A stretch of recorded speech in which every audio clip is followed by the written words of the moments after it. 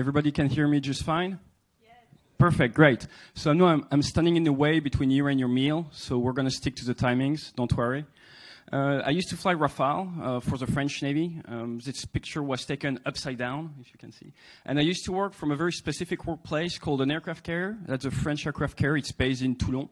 It can carry up to 30 jets. Right now it's deployed. It's off the coast of Djibouti, and it has about 20 Rafale on it. So I used to fly one of these Rafale, and I deployed right after the Bataclan terrorist attacks back in 2015. So I went to combat in Iraq in 2016, and there were 2,000 people on board the ship.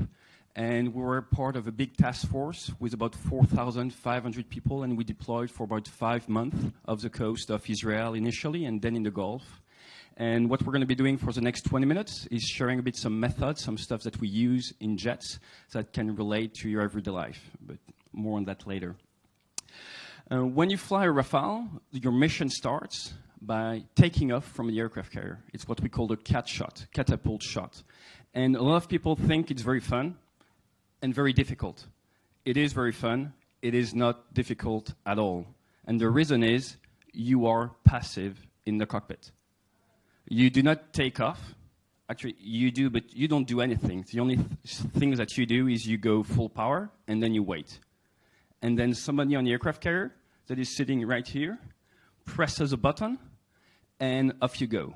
There is no way for you in the cockpit to know what data were put in the system and to know if you're going to survive or not. Everybody works toward the mission in the military. So you have 4,500 personnel on a boat and around. Everybody serves one single purpose, and this single purpose is sending 10 jets every day above enemy territory. Without the 4,000 people, the fighter pilot is useless. Without the fighter pilot, there is no firepower in enemy territory. So everybody works toward the same objective, and everybody trusts each other. When you're given a Rafale, it's worth between $70 and $100 million. Your mission is to press the trigger if need be. People on the boat trust you to do it. And you trust them to get your aircraft ready with a good fuel, with a good munitions, and with a good pressure in the catapult for the CAT shot. That's what a catapult looks like. Knees weak, arms are heavy, there's vomit on his sweater already. Mom's spaghetti, he's nervous. Okay, so as you can see, a lot of personnel on the ground. The deck of an aircraft carrier is known to be the world's most dangerous working place. So everybody has to be extremely careful. A lot of people are working around, and now imagine at night, because we do it at night under the rain. So it's really teamwork. Everybody has a specific color, and what makes my life difficult when I switch to the civilian world. People don't dress differently with different function in a company, so I have to think all the time, who is that guy, what does he do? LinkedIn is good for that, but it's difficult. That's some camera from footage from guys on the ground. And at that point, the pilot doesn't do anything. So I'm sure you weren't expecting it, but I'm going to teach you how to take off from an aircraft carrier today. Excited? Okay, great, perfect. So we're going to do that in just a minute. So how are we going to do it? Left hand is on the power, so put your left hand on the power, okay? And now we're going to make sure everything is ready. Do through your checklist, okay? Everything is good. It's French tech, so it works. It's good. And now we go full power. We go full power. We wait about 5 seconds. We have this pull-up time of the engine. And when the engine is at 100%, you check all your parameters. You're good. Still like that, okay, good. And now with your right hand, you salute, like in the movies, but do not do it too fast. If you do it too fast, they won't see it. So you do it very slowly. Yes, great. And now you wait. Wait, wait, wait, and bam, off we go. That's good. So that's about 85% of the CAT shots. But sometimes your aircraft is extremely heavy, like more than 20 tons, because usually the Rafale, you take off at 19 or 18 tons, but when you're very heavy, like 21 tons, you need additional power. And there is something very fun in aviation is when you see 100% on your power, it means you still have more. Just like your human body. You think you're doing all out, you're 100%? Nope. There is like a leverage you can push, but you have to do it on purpose. If one day you go to the Bourget, you sit in a Rafale, and you can't, Too bad it was last week, the Salon du Bourget.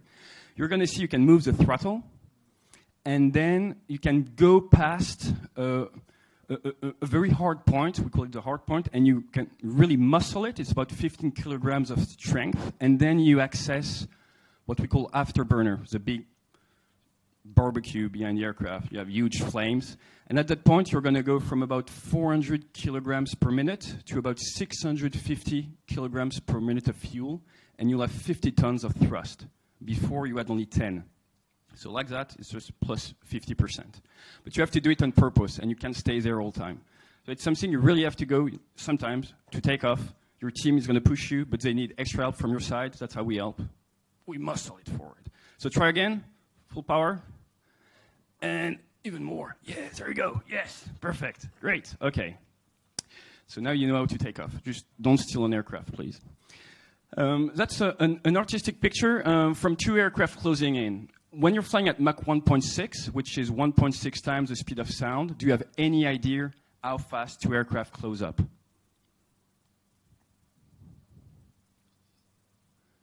Okay. You guys are more not engineers. Oh, one engineer, great. So it's about 1.2 kilometers per second. So the time it took you guys to answer, it's about like 6 or 7 kilometers, which is fast. So you have to anticipate. In aviation, everything lies in the anticipation phase. 90% of the success of a mission is a preparation. We never, ever step in a fighter aircraft without being prepared. If we don't do it, we're going to die, or somebody's going to die. We cannot be at 100% if we're not prepared. It's a mindset. And when we switched to that mindset, safety was enhanced in aviation. And that's why now commercial aviation is one of the safest industry in the world. It's all about the mindset. That used to be my flight deck. So you're not allowed to take pictures. No, I'm kidding. You can. A lot of information. You're saturated with information all the time. And actually, in your everyday life, let's say you're doing public speaking, it's the same. You're going to have a lot of information. And how are you going to manage this information well? And how can you work well with information? We create processes. And one example is how to handle time. Let's say somebody gives you 20 minutes to run a keynote. How can you make sure you're going to follow those 20 minutes? Alarms, you see? Oh, got my alarm, great. Another way is giving tasks to other people. So right now I need 2 volunteers. 2 volunteers, come on. Great. Thank you very much. What's your name? Lucas. German? Polish. Okay, no. 50-50. Okay, thank you very much. Can you raise your hand at, great, at 48? When it's going to be 12:48 on your clock, you raise your hand, okay?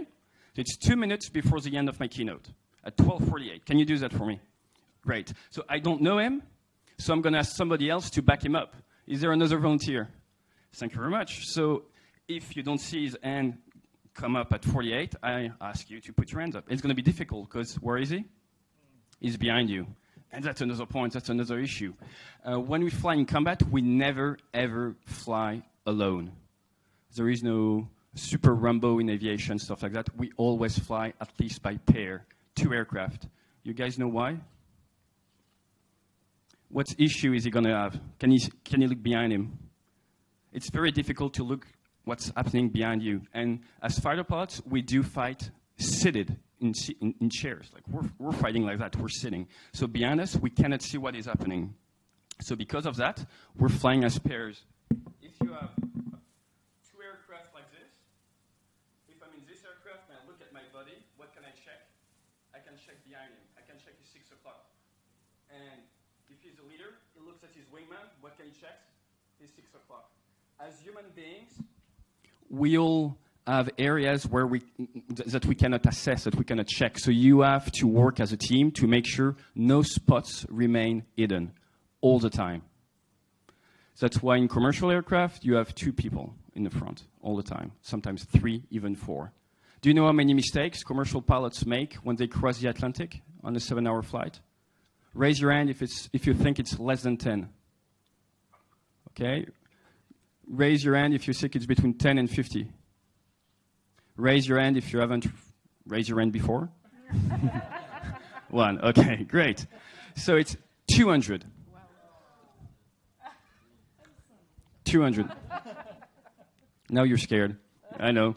But how can you explain that we make, because now I'm a commercial pilot, we make 200 mistakes per flight in 7 hours, but yet we're one of the safest industry? It's a mindset issue, or it's thanks to our mindset. We know that we have areas that we cannot check. We know we're human. We know we're going to make mistakes. So every single time we step in an aircraft, our goal is to catch our mistakes or our teammate mistakes. We go there, we sit with a mission. I'm human. I'm not designed to fly. It's going to be tough. I have to create processes that's going to save my life. If you look back during World War II, U.S. Navy and U.S. Marine Corps, they had 16,000 casualties during World War II in aircraft. Only 4,000 out of the 16 are due to the enemy. 12,000 dead because of training or just basic incidents.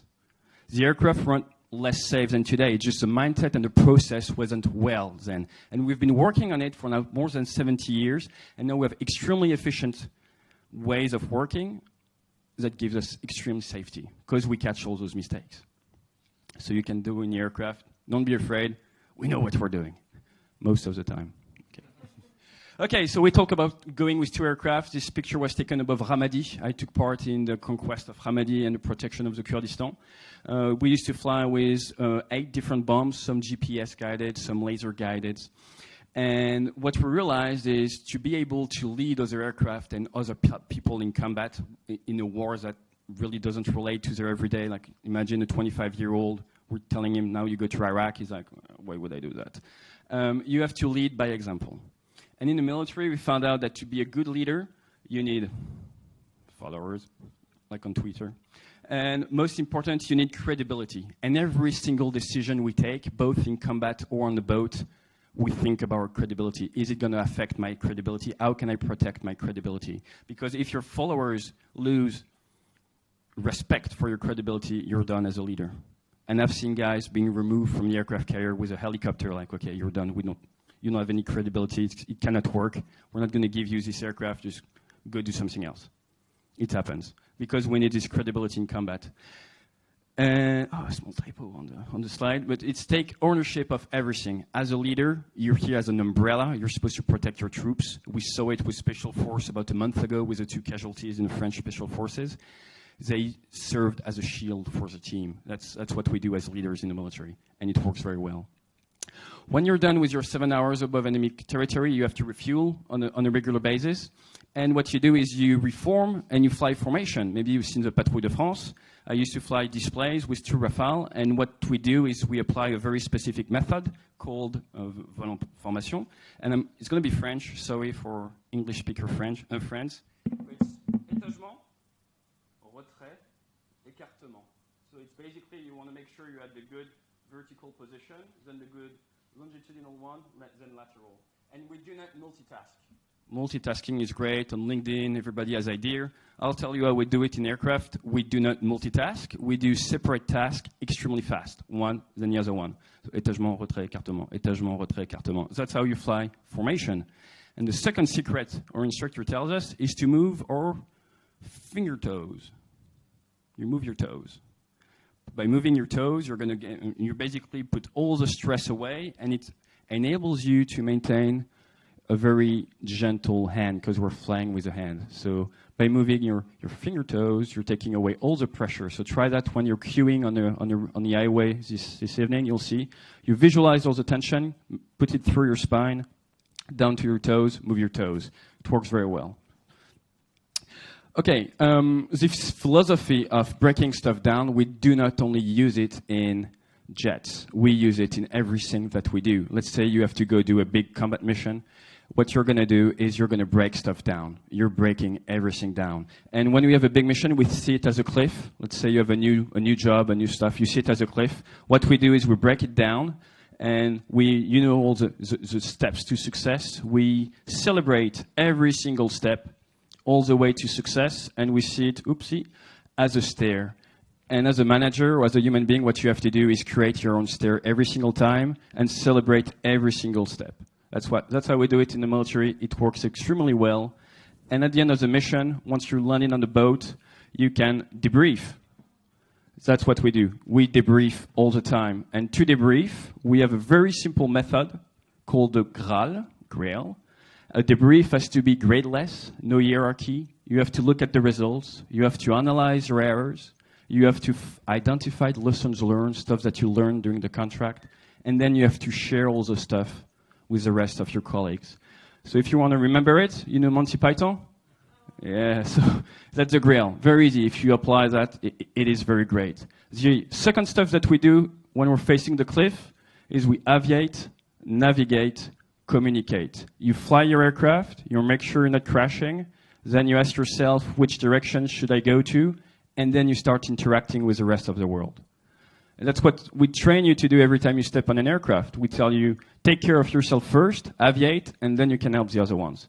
It's true as an individual, as a pilot, but when you're working as a manager too, aviate, navigate, and after that, communicate.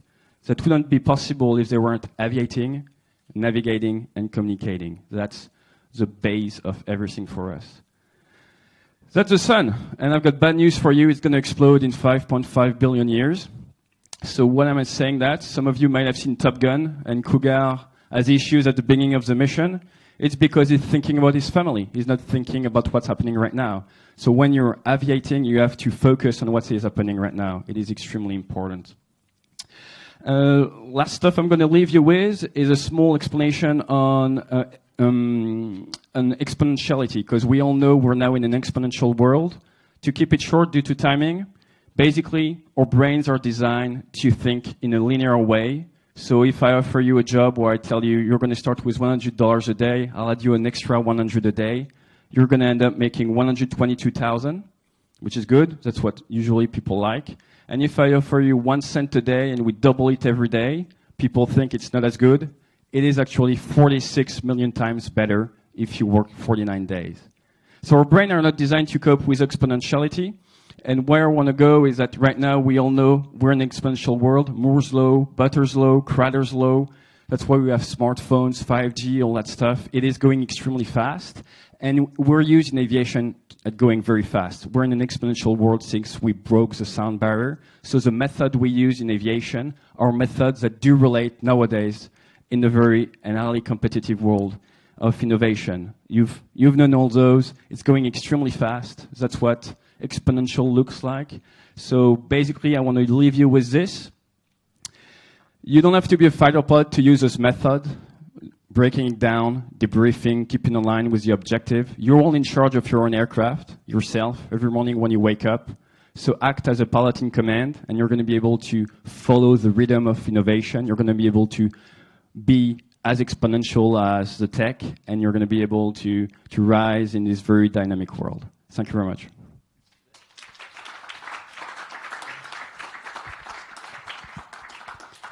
Thank you, Pierre-Henri. So we have time for questions, and we have Marine having some mic that can fly in the room. Do you have some questions for Pierre-Henri?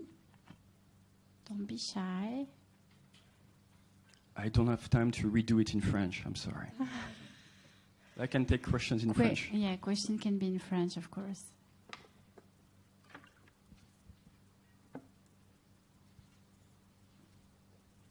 Thank you for your speech. This might be a technical question, but you said there are 2 pilots in every commercial airplane, but Thales is actually thinking about going back to 1. So this is, in contrary to what you're telling. So any insights on that side? I've flown a single-seat aircraft for 13 years. So what I think is it's going to be possible to go towards single-seat air crew, yes, but we'll have to mitigate the risks by enhancing new techs in the cockpit, but also by training the personnel more and maybe having more drastic physical requirements for the crew. Just look at it this way. Imagine you're flying 14 hours or 15 hours. Can you really trust the guy in the front to be ready to do any type of emergency procedure during 15 hours? Knowing he had to wake up 4 to 5 hours before the takeoff of the flight, it's going to be a long day. But that's the thing, right? Pilots don't do anything. Just exactly. Basically, right now in the modern cockpit, pilots do not and shouldn't do anything because the computer does it better until the cliff arrives. And we've seen it lately with I fly the MAX, the 737 MAX for Canada. We've seen it lately. When the cliff arrives, it is becoming tougher and tougher to build your own staircase because crews are getting less and less experience because they're used to be on automation all the time. So that's going to be one of the main issues they're going to be facing. I mean, if you only put single-seat pilots, great, but you're going to pay your ticket much, much more. Why? Because it took millions to train me. And now a commercial pilot, you don't want to invest millions in his training. So there's some sort of a dichotomy, and they're working on it for sure. Thank you. You're welcome.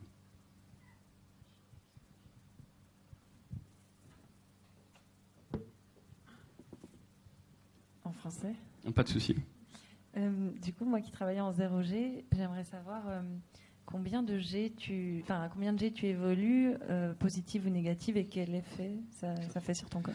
So the question is, how many Gs do we take? Because you work in 0 Gs. We're usually at 1 G when we're above Iraq, maximum 2. I used to fly air shows. During air show, you'll be between -3 and +11.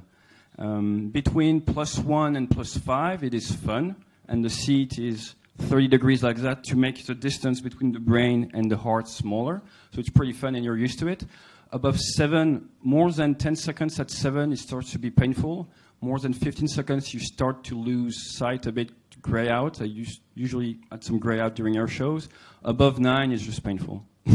So, thank you. You're welcome. There's one. One question about debriefing. You say lessons learned. How do you ensure in your debriefings with the Navy that lessons learned are kept and included in procedures, I guess? Back in the days, and we actually have statistics on this, we would share it around beer or alcohol at the bar. If you look at statistics of World War II, most of the pilots that survived the war went to the bars in the evening because that's where they shared all their lessons learned of the day.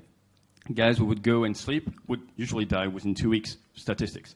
Where I want to go is to be able to share. Nowadays, we don't drink anymore, all that stuff. We don't have time to go to the bar. We now use less funny stuff, which are like Excel sheets. And we're going to put down small debrief sheets with keywords. And then every time we prepare a new mission, we'll send somebody to look at the keywords and see if somebody pops out. If it pops out, we'll look at the data. So it's not as fun as it used to be, but now we basically have big data on it. Oui, je voulais faire le parallèle. Donc moi je suis pilote privé, vous êtes pilote professionnel, donc on est seul dans des petits avions, on n'a pas du tout la même technologie, on a une préparation bien sûr. Donc je voulais faire le parallèle avec le monde de l'entreprise. Tout ce que vous exprimez, effectivement, est très nécessaire, mais suppose une certaine taille d'organisation pour avoir justement les différents niveaux. On a affaire à des startups ou à des PME la plupart du temps. Comment, justement, on arrive à créer cette possibilité-là d'apprendre cette méthodologie et de l'implanter dans des entreprises plus petites? Alors, moi, je suis d'entreprise maintenant également en Angleterre, donc ça tombe bien et j'interviens. J'étais chez American Express il y a 2 jours. So you might answer in English. Oh, sorry. Okay. So we have a question. What's your name?